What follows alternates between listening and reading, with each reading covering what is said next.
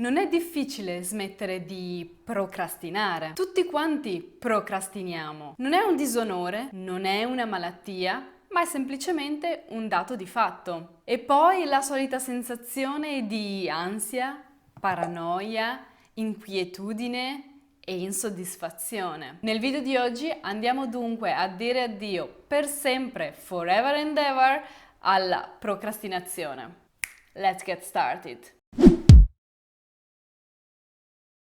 Ciao a tutti e bentornati su questo canale YouTube. Ciao Valentina, canale dove parliamo di viaggi sostenibili e responsabili, minimalismo e crescita personale. Partiamo dunque chiarendo innanzitutto cosa vuol dire procrastinare. E fidatevi, ve lo dice un'esperta. Procrastinare vuol dire rinviare, posticipare. Lo faccio dopo, lo faccio fra 2 minuti, lo faccio domani. Sono la regina della procrastinazione. E si possono procrastinare tantissime cose, una decisione più o meno grande da prendere, oppure una cosa da fare, come faccio quella chiamata, rispondo alla mail e svuoto la lavastoviglie. Ma quali sono le cause della procrastinazione? Questa parola, questa cosa così noiosa e difficile? Possono essere tantissime. Ovviamente una delle primissime cause è la pigrizia, la non voglia di fare le cose. In secondo luogo invece abbiamo la paura. Procrastiniamo per paura, paura di fallire, paura semplicemente di iniziare,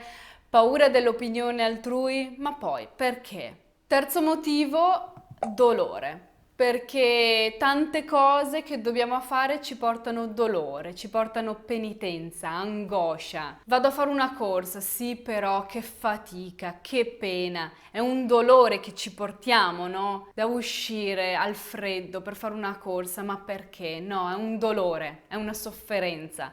Quindi posticipo, quindi rinvio, quindi ecco che vado a procrastinare. Altro grande motivo, causa della procrastinazione, è la routine. Quella routine che ci annoia, quella routine che ci fa passare la voglia di vivere, quella routine che ci fa passare l'eccitazione del nuovo, l'emozione nel fare cose nuove. Ma come eliminare dunque queste sensazioni e iniziare davvero a smettere di procrastinare e iniziare a fare, ad alzarsi dal divano e iniziare a fare qualcosa di concreto con la nostra vita? Qual è dunque il segreto per smettere di procrastinare? Prima cosa da fare dunque è capirne i benefici.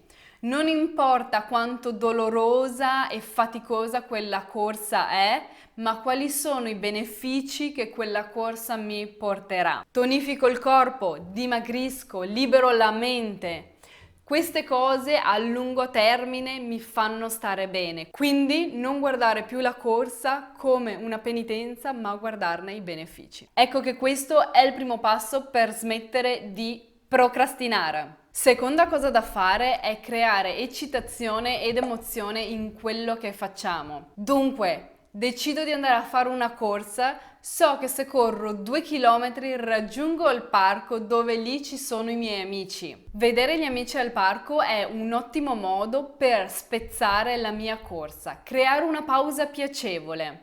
Vedere gli amici al parco mi porta emozione, mi porta gioia. La terza cosa da fare è partire dalle piccole cose. Se il mio pensiero è di fare una maratona, ovvio che vado a vedere l'intera montagna. Quello che dobbiamo fare invece è partire dalle piccole cose, quindi parto facendo una camminata a passo spedito, arrivando alla fine della mia via.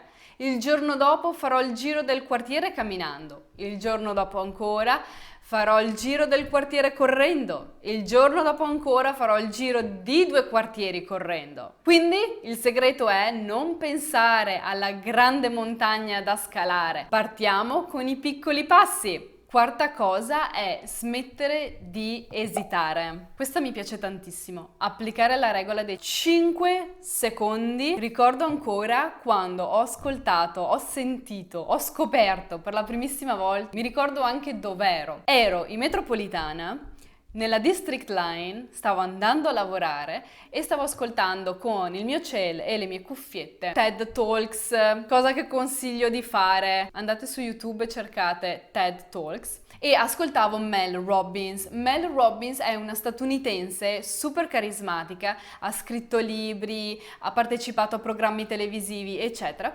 e diceva proprio così: quando vi viene un'idea avete 5 secondi per metterla in atto. Cioè 5 secondi per metterla in atto. In questi 5 secondi abbiamo la possibilità di mettere in atto e portare a termine la nostra idea oppure di ucciderla. Ho l'idea di andare a fare una corsa, bene, ho 5 secondi di tempo per indossare le scarpe, uscire di casa e andare a correre, oppure ho 5 secondi per trovare scuse per sedermi sul divano e non portare a termine la mia idea. Scuse, appunto, piove, è freddo, ho il raffreddore, non mi sento tanto bene, devo preparare la cena. Quindi solo noi in questi 5 secondi abbiamo la possibilità e la capacità di prendere atto e concretizzare la nostra idea oppure di ucciderla e ritornare nella nostra routine noiosa. Ed ecco qui che mi collego al quinto punto infallibile, che ti porta ad uscire dalla procrastinazione, direi per sempre, ed è uscire dalla routine, quella routine che uccide, quella routine che fa passare la voglia di vivere. Ma come si fa ad uscire dalla routine? Ve lo dico io come si fa ad uscire dalla routine. Sono stata un'esperta nel procrastinare e sono adesso un'esperta nell'uscire dalla routine. Per uscire dalla routine bisogna uscire dalla nostra zona di comfort. Ma come si fa dunque ad uscire dalla nostra zona di comfort? L'unico modo per uscire dalla nostra zona di comfort è iniziare a fare cose nuove, cose che ci fanno paura, cose che ci mettono l'ansia. Ma fidatevi, l'ansia e la paura possono diventare nostre grandi alleate, perché la verità è solo una. Nella vita tutti noi abbiamo la possibilità di scegliere 2 modi di morire di paura. Paura del nuovo, paura di fallire, paura dell'opinione altrui, paura di fare quelle cose che ti mettono in gioco, paura che ti fa indietreggiare, paura che ti fa perdere esperienze ed avventure. E in questo caso muori di paura, muori dentro, muori tra le pareti di casa, muori soffocato da una routine che ti uccide, che ti fa passare la voglia di vivere, l'energia, la grinta. Nel secondo caso muori dalla paura dell'ignoto che hai di fronte, dell'ignoto che hai scelto di percorrere, dell'ignoto che potrebbe rivelarsi una boccata di aria fresca, quella boccata di aria fresca di cui avevi bisogno. Muori di paura nel fare quel viaggio da solo, ma quel viaggio da solo ti porterà a conoscere persone, a fare amicizie che ti porterai avanti tutta una vita. Quella paura e quell'ansia che ti porteranno a fare conquiste che neanche tu ti aspettavi, a fare conquiste che ti porteranno ad essere più saggio, più forte, a conoscerti meglio. Quelle paure che potrebbero anche farti fare passi sbagliati, quelle paure che potrebbero anche farti cadere, ma almeno puoi sempre dire di aver visto cieli diversi, di aver fatto esperienze nuove, di aver vissuto avventure che ti porterai dietro tutta la vita, quelle avventure che ti cambiano, quelle avventure che ti maturano, quelle avventure che ti fanno diventare la persona che davvero vuoi diventare. Quindi con oggi ragazzi c'è la fine di un'era, c'è la fine dell'era della procrastinazione.